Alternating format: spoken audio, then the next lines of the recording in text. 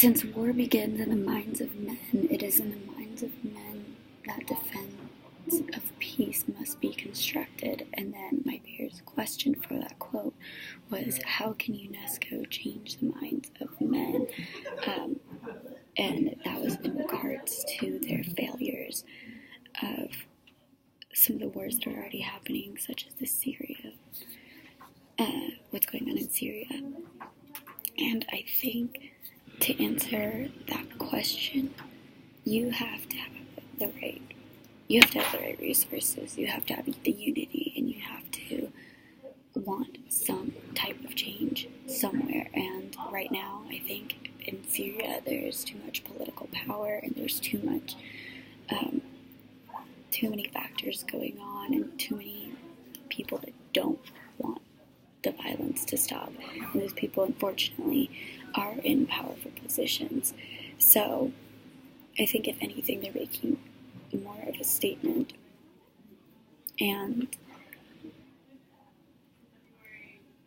there's really nothing you can do. If somebody doesn't want their mind changed, then they just will not.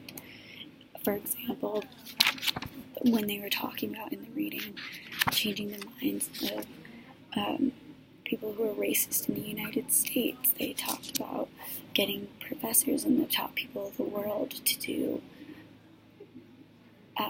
tests and scientists, and brought them all together to prove that somebody's race does not actually make them inferior to somebody else.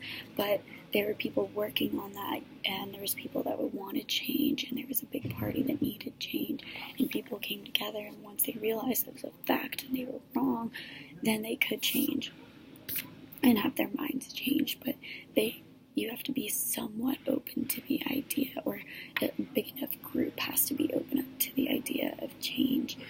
And I just, in certain cases, I do not think that we are quite there yet.